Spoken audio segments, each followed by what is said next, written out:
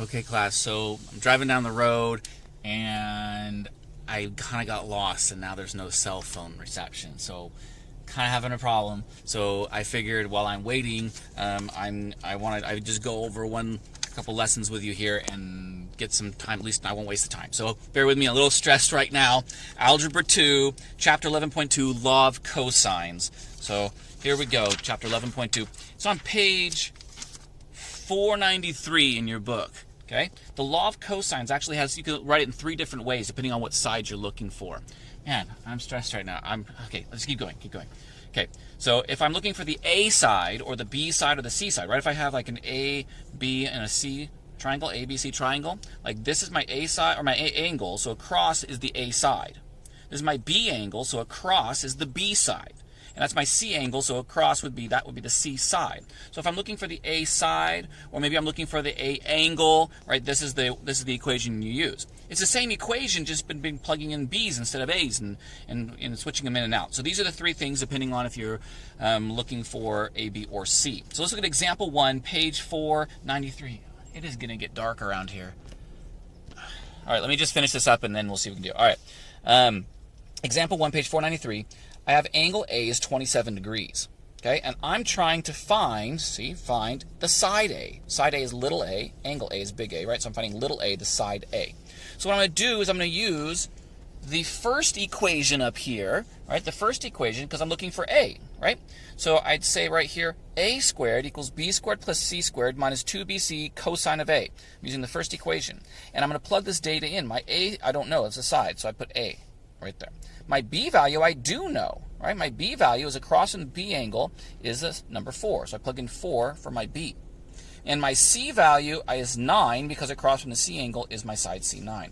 And then, of course, my B and my C plugged in again are 4 and 9. Cosine of my angle A is 27. Okay? So all you're doing, you're just plugging the numbers into the equation and you're going to solve it. When you plug that stuff in, you get A squared is equal to 32.85, and you take the square root of that and you get 5.73.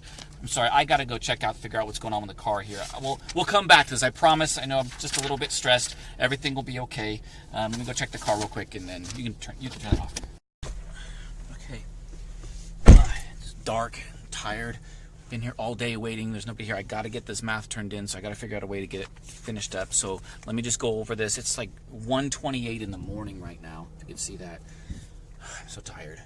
All right, so let's talk about this. Example 2, page 494. We have a triangle.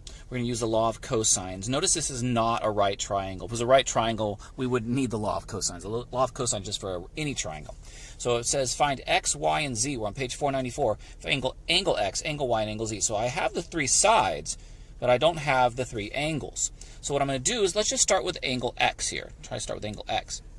So if I use the law of cosines, then I'm going to say my side x, 10, goes here, right? And then I'm going to do my side z squared and my side y squared, right? I'm using this one. So when I start plugging my numbers in, I'm trying to solve for my angle x. That's the one that's missing. All right, so I'm back up here. So I'm solving for angle x. I'm stressed. I can't. I'm like jittery. So this is just 100. That's 64. 144. That almost applies to 192. And I'm still trying to figure out what my angle x is. So I have cosine of angle x. When I combine this together, I'm going to subtract it over to the other side. And I have my negative 108 equals negative 192 times the cosine of x. If I divide by the 192, I got this right here turning into 0.5625. And that's my cosine of angle x. You guys know what to do next. If I'm trying to find out my angle, I've got an inverse cosine, right? Inverse cosine, inverse cosine. And I'm going to get 55 degrees is my angle x. So up here, we're going to be putting 55 degrees for angle x. There was a house out there. I can't do this. We have to go. So I'm gonna go out.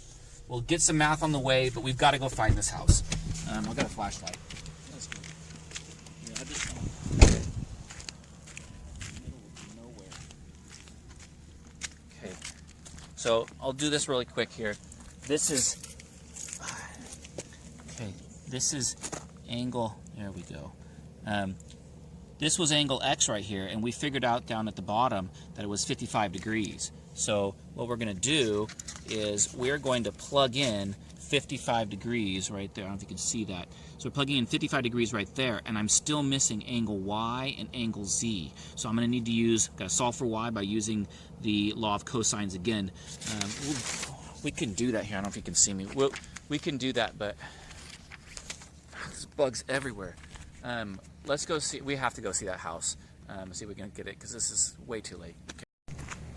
Okay. So there's a garage up here next to a house, and so I'm thinking of maybe just staying there the night. I don't think anyone's awake. It's 2 in the morning. But let me finish this up really fast in case I don't make it. This right here, if we're dealing with it, I put the 55 degrees in there. I don't know if you guys can see that, 55 degrees right there. And so now if I want to find angle Y, I'm going to use the Y value straight across. I already have that value, so now I'm looking for the angle Y, cosine of angle Y. There's mosquitoes everywhere here. So you say 12 squared is the two other sides, 10 and the 8 there, squared. Plug in your 8 and your 10, and you're looking for the cosine of Y this time. So when you do that, you plug it all in, solve it down, okay? And you can see here, you got a cosine of angle Y is 1.25. I gotta be quiet. Hold on. I hear something. Let's get down. Okay. Cosine of angle Y is 0.125. If I take the, I don't know if you can see very well. There it goes. Oh, that's good. Take the inverse cosine of both sides. Inverse cosine of both sides, you get 82.82, which you're going to plug in back at the top. So if you would have this is Y, you can plug it in right here at the top for angle Y. You plug in 82.82. So if you have 180 degrees in a triangle and you subtract off both of the angles we just found, that tells us the angle Z, the last one, is 41.4. Okay, so last thing I want to say, I don't know if you guys can see me up here. Last thing I want to say is the law of sines is only used when you have angle, angle, side, angle, and side angle, but that's the ambiguous case. We don't like that one very much. It sometimes doesn't work the way you like, so be careful.